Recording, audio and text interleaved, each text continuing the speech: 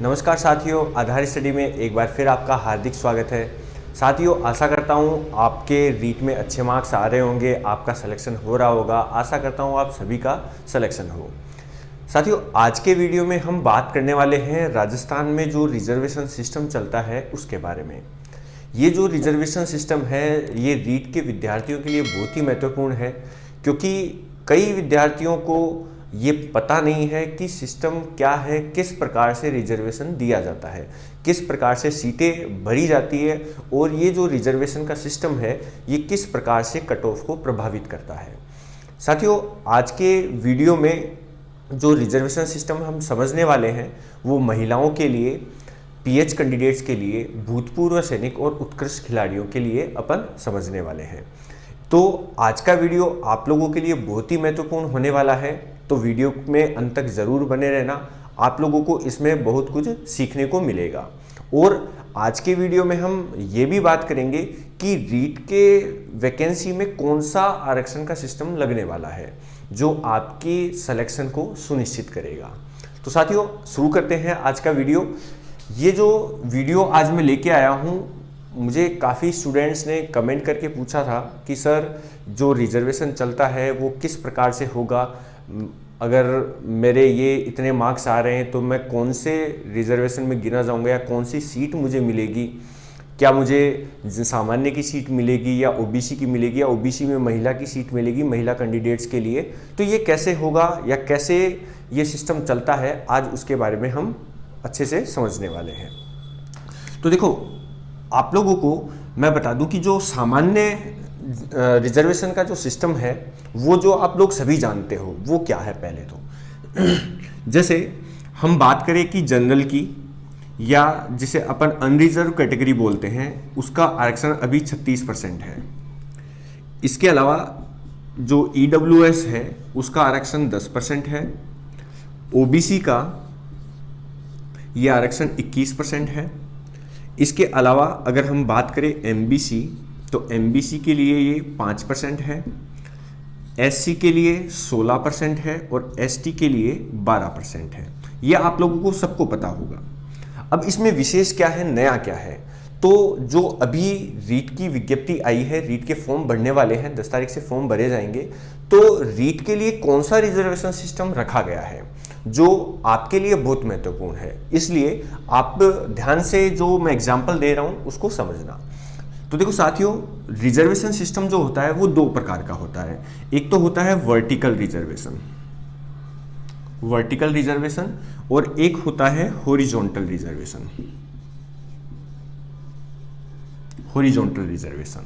ठीक है, vertical reservation क्या है, हॉरिजॉन्टल रिजर्वेशन क्या है और रीट में कौन सा सिस्टम इसमें लगने वाला है उसके बारे में हम बात करेंगे। तो जैसे मान लो किसी वैकेंसी में 100 पोस्ट आती है, 100 वैकेंसी आती है, 100 जनों के लिए जो भर्ती है वो की जा रही है, तो उसके हिसाब से 36 जो सीटें हैं वो अनरिजर्व रहेगी, 10 सीटें जो है वो ईडब्ल्यूएस की रहेगी, 21 सीटें ओबीसी और इसी प्रकार से बाकी की सीटें परसेंटेज वाइज रहती है। इसके अलावा आप लोगों ने वैकेंसी में जरूर देखा होगा, विज्ञप्ति जो आती है, नोटिफिकेशन जो आता है उसमें जरूर देखा होगा कि जो महिलाएं हैं, फीमेल्स हैं, इनके लिए 30% सीटें रिजर्व की जाती है। कितनी सीटें? 30% सीटें रिजर्व की जाती है। अगर इसको टोटल करेंगे तो ये तो ज़्यादा हो जाएगा। फिर ये 30% सीटें कहाँ एडजस्ट की जाती है और किस प्रकार से इसको सेट किया जाता है वो आज हम देखने वाले हैं। तो सबसे पहले अगर बात करें कि वर्टिकल रिजर्वेशन महिलाओं के लिए, अगर मान लो ये वाला सिस्टम लगा के देखें तो सीट कैसे भरती है। मान लो 100 लोगों की वैकेंसी आई है, जिसमें एग्जांपल ले लेते हैं अपन ईडब्ल्यूएस का। ईडब्ल्यूएस की 10 वैकेंसी होगी, 10 वैकेंसी में 30% सीटें महिलाओं के लिए होगी और जो 70% सीटें हैं वो सामान्य की सीटें रहेगी, मतलब ईडब्ल्यूएस में सामान्य की सीटें रहेगी। अब ये कैसे भरी जाती है? अगर हम वर्टिकल रिजर्वेशन की बात करें, अगर मान लो महिलाओं को वर्टिकल रिजर्वेशन दिया जाता तो ये सीटें कैसे भरती।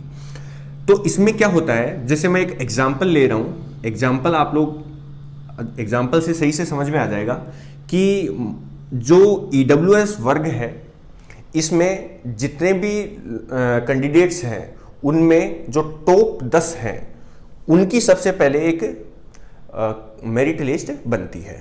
ठीक है, अब मेरिट लिस्ट ये बनेगी तो जैसे मान लो मैं एग्जांपल ले लेता हूं कि 1 2 3 4 5 6 7 8 9 10 11 12 13 14 इस तरीके से कुछ कैंडिडेट्स की मेरिट की रैंक है। इसमें पहली जो सीट है उस पर कोई मेल है, दूसरी सीट पर कोई फीमेल है मान लो, तीसरी सीट पर भी कोई फीमेल है, चौथी सीट पर कोई मेल है, पांचवी सीट पर मेल है, छठी सीट पर फीमेल है, सातवीं सीट पर भी फीमेल है मान लो, आठवीं सीट पर मेल है, नौवीं सीट पर मेल है, 10वीं सीट पर मेल है, ऐसे ही मान लो 11वीं सीट पर भी मेल है, 12वीं सीट पर भी मेल है और लास्ट में ये 2 फीमेल कैंडिडेट्स हैं। अगर मान लो वर्टिकल सिस्टम लगाया जाए तो वर्टिकल सिस्टम में क्या होता है कि 30% सीटें फीमेल्स के लिए रिजर्व रहेगी। रिजर्व रहेगी इसका मतलब जो 10 लोग लिए जाने हैं, 10% सीटें हैं मतलब 10 लोग जो लिए जाने हैं, उनमें से जो सबसे पहले मेरिट बनाएंगे वो केवल 7 लोगों की बनाएंगे, क्योंकि 30% सीटें यानी 3 सीटें जो हैं वो महिलाओं के लिए रिजर्व कर देंगे अलग से। तो जो पहली मेरिट बनेगी वो 7 लोगों के लिए बनेगी। ठीक है, अब ये 7 लोगों के लिए जो मेरिट बनी है इसमें कितनी महिलाएं आ गई इससे कोई मतलब नहीं है, लेकिन जो 30 सीटें अलग से छांटी थी उनमें सिर्फ महिलाएं ही आएगी। यानी कि 7 के बाद में जो 8वीं पोस्ट मिलेगी वो किसी महिला को मिलेगी, या मान लो जैसे ये महिला है इसको 8वीं पोस्ट मिलेगी, इसके बाद की जो महिला है उसको 9वीं पोस्ट मिलेगी, और जैसे मान लो इसी प्रकार से जो 15वां नंबर है 15वें नंबर पर भी कोई फीमेल है इसको ये 10वीं पोस्ट मिल जाएगी। इस प्रकार से ये जो 10 लोग लिए जाने हैं वो लिए जाते हैं। मतलब वर्टिकल रिजर्वेशन में क्या होता है कि जैसे 10 लोगों को लिया जाना है ईडब्ल्यूएस में, 10 लोगों के लिए ये रैंक वाइज मान लो मैंने बना दिया कि इसमें पहले जो रैंक है वो किसी मेल की है, दूसरी रैंक जो फीमेल की है, तीसरी रैंक भी फीमेल की है, चौथी रैंक जो है वो मेल की है। इस प्रकार से एक एग्जाम्पल लिया अपन ने। इसमें जो पहले लिस्ट बनेगी मेरिट लिस्ट वो केवल 7 लोगों के लिए बनेगी। क्यों 7 के लिए? क्योंकि 30% सीटें महिलाओं के लिए रिजर्व है, तो वो महिलाओं की बात बाद में देखते हैं। पहले 7 जो है वो 7 लोगों की मेरिट बन गई। इसमें कितनी महिलाएं आती है कोई मतलब नहीं है उससे, लेकिन जो 30% सीट यानी जो 3 सीट रिजर्व कर दी उन पर सिर्फ महिलाएं होगी। यानी 8वीं 9वीं और 10वीं, चाहे ये रैंक लिस्ट में 13वें 14वें 15वें नंबर पर है, लेकिन 8वीं 9वीं और 10वीं जो सीट है वो इन महिलाओं को मिलने वाली है। अगर ये सिस्टम लगाया जाए तो इस हिसाब से जो टोटल फीमेल सेलेक्ट हुई है वो अगर हम देखेंगे तो 1 2 3 4 5 6 7 फीमेल सेलेक्ट हो गई है, और मेल देखें तो इसमें 1 2 3 और 3 मेल जो है वो सेलेक्ट हुए हैं। ये है वर्टिकल रिजर्वेशन। अगर मान लो महिलाओं को किसी वैकेंसी में हॉरिजॉन्टल रिजर्वेशन दिया जाता तो ये हॉरिजॉन्टल रिजर्वेशन में ये रैंक कैसे बनती? तो साथियों ध्यान से समझना इसको, क्योंकि ये बहुत ही पेचीदा मामला है। ये इस प्रकार का मामला है कि ये आरपीएससी से खुद से गलती हुई है, और जो हॉरिजॉन्टल रिजर्वेशन की व्याख्या की है वो हाई कोर्ट ने जो Kumari Sheela versus state of Rajasthan 2011 का मामला है, एक ऐसी मामला है Rajesh Kumar versus state of Rajasthan 2012 का मामला है। इन मामलों में एक 2016 में भी था एक ऐसी केस। इन मामलों में हाई कोर्ट ने हॉरिजॉन्टल रिजर्वेशन को बहुत अच्छे से एग्जाम्पल के साथ व्याख्या की है, तो वही मैं आप लोगों को बता रहा हूँ। एकदम पूरी ऑथेंटिकेट जानकारी है। आप चाहो तो जो ये केस हुए हैं उन केस की स्टडी कर सकते हो। मैंने ये केस के नाम आप लोगों को बता दिए हैं। अब ये इतना पेचीदा क्यों है? क्योंकि ये गलती आरपीएससी कर चुका है एक बार, जिसके कारण से ये मामला जो है वो कोर्ट में भी गया था। अब देखो, अगर मान लो हॉरिजॉन्टल रिजर्वेशन हो तो वो कैसे होता है? हॉरिजॉन्टल रिजर्वेशन में क्या होता है कि जैसे 10 लोग ईडब्ल्यूएस में लिए जाने हैं, तो क्या होगा कि पहले 10 लोगों की मेरिट बनेगी। ठीक है, कितने लोगों की? 10 लोगों की। अगर 10 लोगों की मेरिट बनाए तो ये मेरिट यहां तक बनेगी। ठीक है, मेरिट बन गई। उसके बाद में ये देखा जाएगा कि जो 30% महिलाएं ली जानी है वो इन 10 लोगों में आ रहे कि नहीं आ रहे। 30% मतलब 3 जो कैंडिडेट हैं वो महिला कैंडिडेट इसमें है या नहीं है, कम से कम 3 महिला कैंडिडेट। तो जैसे इसमें देखें अपन 1 2 और 3 महिला कैंडिडेट आ चुके हैं। इसका मतलब ये लिस्ट जो है इसके साथ कोई छेड़छाड़ नहीं की जाएगी, ये लिस्ट ऐसे कैसे प्रकाशित कर दी जाएगी, चाहे इसमें 3 आए या 3 से ज्यादा आए। वैसे जैसे मैंने एग्जांपल दिया उसमें 4 महिलाएं आ रही है तो कम से कम 3 तो हो गई, चाहे ज्यादा कितनी आए, ठीक है। तो इसमें ये मेरिट रैंक में इस लिस्ट में कोई छेड़छाड़ नहीं की जाएगी। अगर इस तरीके से रिजर्वेशन दिया जाता है तो इसे बोलते हैं हॉरिजॉन्टल रिजर्वेशन। और इस हिसाब से अगर देखें तो फीमेल्स जो कैंडिडेट है वो कितनी सेलेक्ट हुई है, 1 2 3 4 तो फीमेल कैंडिडेट सेलेक्ट हुई है और जो मेल कैंडिडेट हैं वो 6 सेलेक्ट हुए हैं। तो इस प्रकार से जो रिजर्वेशन सिस्टम है वो सीटों को प्रभावित कर सकता है। अगर इसी एग्जाम्पल में इसी रैंक के आधार पर अगर हम वर्टिकल रिजर्वेशन लगाते हैं तो 7 फीमेल कैंडिडेट आती है और 3 मेल कैंडिडेट आते हैं। अगर इसी रैंक के आधार पर अगर हॉरिजॉन्टल रिजर्वेशन लगाया जाता है तो फीमेल कैंडिडेट 4 आएंगे और मेल कैंडिडेट 6 आएंगे। तो आप लोग समझ गए होंगे कि ये सिस्टम जो है वो दोनों किस प्रकार से रैंक को प्रभावित करते हैं। अब बात आती है कि रीट में कौन सा सिस्टम चलता है इनमें से। तो साथियों मैं आप लोगों को बता दूं, रीट में जो है वो हॉरिजॉन्टल रिजर्वेशन है महिलाओं के लिए। यही सिस्टम ये जो पीएच कैंडिडेट है, जो भूतपूर्व सैनिक है, उत्कृष्ट खिलाड़ी हैं, उनके लिए भी यही सिस्टम लगता है। अब आप लोगों के मन में आ रहा होगा कि सर इस रैंक लिस्ट में तो 4 कैंडिडेट आ गए, तब तो ये आसानी से बन गया। मान लो 4 कैंडिडेट नहीं होते तब कैसे होता है। तो एक और एग्जांपल अपन ले लेते हैं। ये भी ध्यान रखना साथियों कि कई वैकेंसी ऐसी भी होती है जिनमें महिलाओं को वर्टिकल रिजर्वेशन दिया जाता है, तब तो वर्टिकल रिजर्वेशन जो मैंने समझाया उस तरीके से भरा जाएगा। जैसे रीट की बात करें तो रीट में महिलाओं को हॉरिजॉन्टल रिजर्वेशन है, तो जो तरीका मैंने बताया इस तरीके से महिलाओं की जो वैकेंसी है वो पूरी की जाती है। अब एक और एग्जांपल ले लेते हैं अपन। जैसे मान लो कोई वैकेंसी है, उसमें वही 100 वैकेंसी 100 लोगों के लिए वैकेंसी आई है और ईडब्ल्यूएस की बात कर लेते हैं, थोड़ा सा इसमें कैलकुलेशन आसान हो जाएगी। 10 सीटें हैं, 10% है, 10% है तो यानी 100 का 10%, 10 सीटें हो गई। तो 10 लोग ईडब्ल्यूएस के लिए जाने हैं। 10 लोग अगर ईडब्ल्यूएस के लिए जाने हैं और मान लो उसमें रैंक बनती है, जैसे पहली रैंक बनती है किसी फीमेल की, दूसरी रैंक बनती है किसी मेल की, तीसरी रैंक बनती है मेल की, चौथी रैंक भी बनती है मेल की, 5वीं रैंक मेल, 6ठी रैंक जो है वो फीमेल की है, 7वीं रैंक मेल, 8 9 10 11 12 13 14 इस तरीके से ये मेल है, ये भी मेल कैंडिडेट है, ये भी मेल कैंडिडेट है, ये भी मेल कैंडिडेट है, ये भी मेल कैंडिडेट है, ये कोई फीमेल कैंडिडेट है, यहाँ पर कोई फीमेल कैंडिडेट है। ये मैंने 14 लोगों की एक मेरिट के आधार पर बनाया है। अगर वर्टिकल रिजर्वेशन होता तो क्या होता? तो जैसे ईडब्ल्यूएस के लिए 10% सीटें रिजर्व है, यानी 10 लोग लिए जाने, 100 में से 10 लोग लिए जाने। तो वर्टिकल रिजर्वेशन में क्या है कि जो लिस्ट बनेगी, पहली लिस्ट, वो 7 लोगों के लिए बनेगी। क्यों? क्योंकि 30% रिजर्वेशन महिलाओं को है। 30% रिजर्वेशन महिलाओं का है तो महिलाओं की 30% यानी 3 सीटों को अलग कर दिया जाएगा। 10 में से 3 सीटें अलग करके पहली लिस्ट बनाएंगे, यानी 7 लोगों के लिए लिस्ट बनाएंगे। इन 7 लोगों की लिस्ट में कितनी महिलाएं आ रही है कोई मतलब नहीं है, बस ये देखना कि जो 30% यानी जो 3 सीटें अलग से छांटी थी उन पर महिलाएं ली जानी है। तो 7 लोगों की ये रैंक बन गई। 8वीं पर ये महिला आ जाएगी, 9वीं पर ये महिला आ जाएगी और 15वां एग्जाम्पल एक और फीमेल का ले लेते हैं, 10वीं जो सीट है उस पर भी ये फीमेल आ जाएगी। इतना आप लोगों को समझ में आ गया होगा। तो अगर इस वर्टिकल रिजर्वेशन के आधार पर अगर हम इस एग्जाम्पल को देखें तो इसमें जो फीमेल कैंडिडेट सेलेक्ट हुई हैं वो है 1 2 3 4 और 5, ठीक है। और अगर मेल कैंडिडेट की बात करें तो 1 2 3 4 5 जो है वो मेल कैंडिडेट सेलेक्ट हुए हैं। अगर वर्टिकल रिजर्वेशन होता तो ये सीटें इस तरीके से भरी जाती और ईडब्ल्यूएस में 5 महिलाएं आती और 5 पुरुष आते।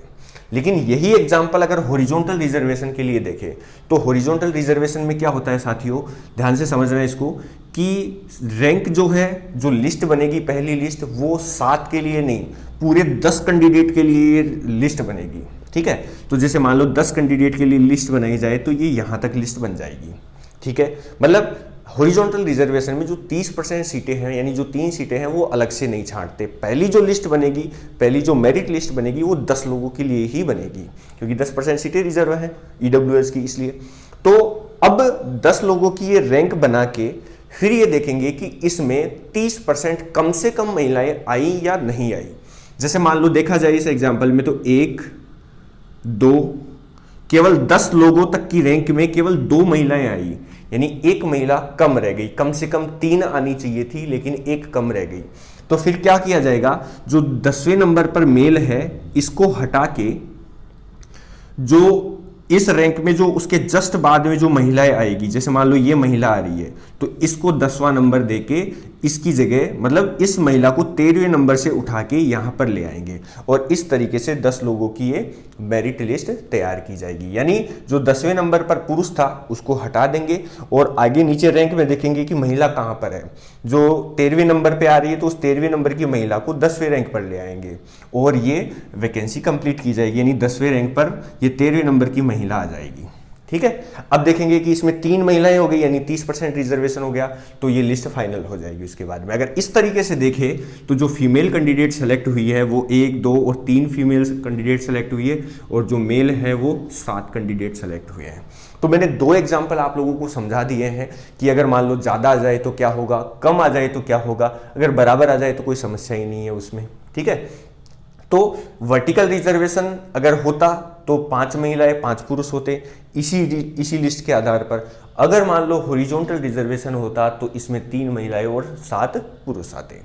ये जो सिस्टम है ये मैं नहीं बता रहा है, ये हाई कोर्ट ने व्याख्या की है।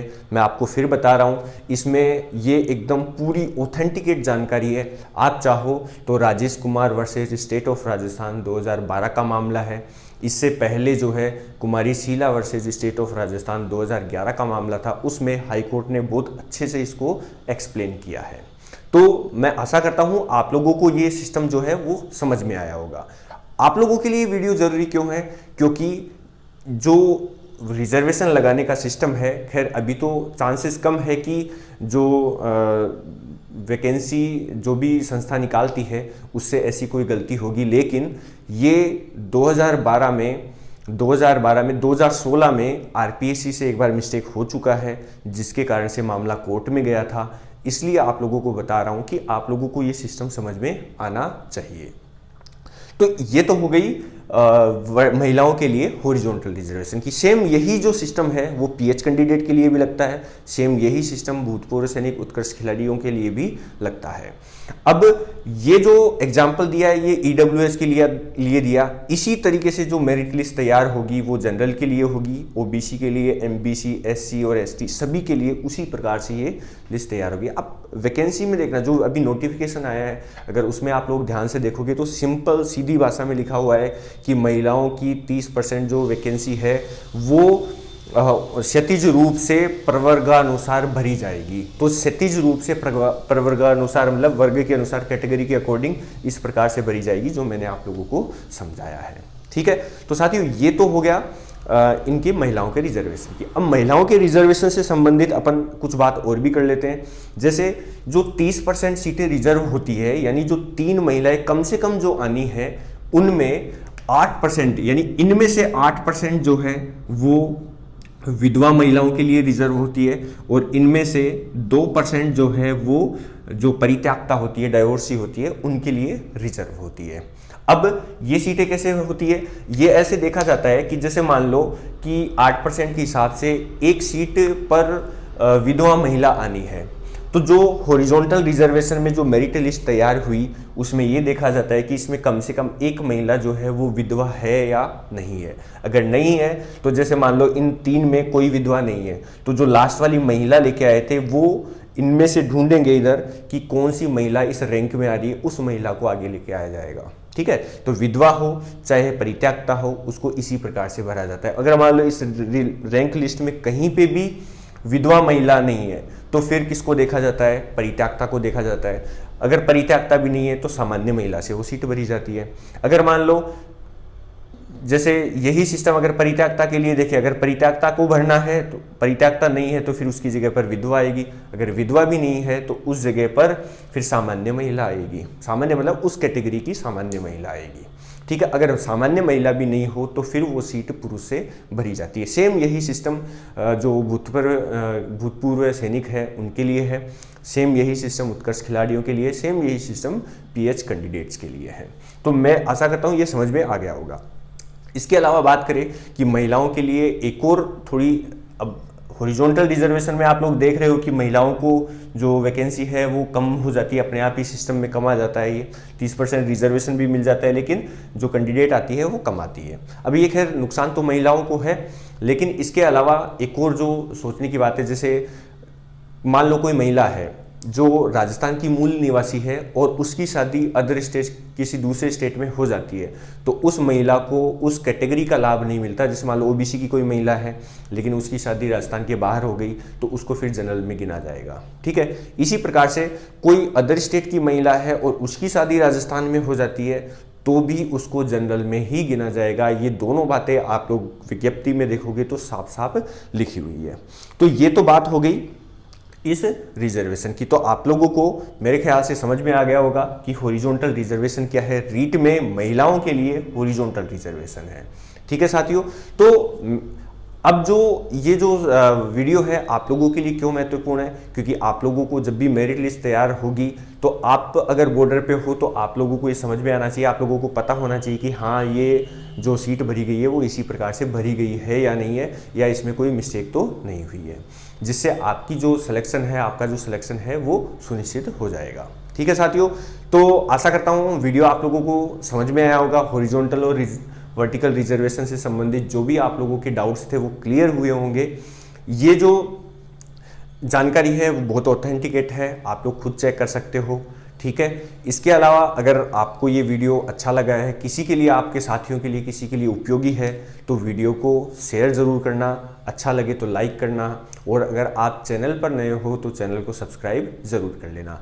इसी प्रकार के वीडियो के साथ हम फिर मिलेंगे। आज के लिए इतना ही, मिलते हैं अगले वीडियो में। धन्यवाद।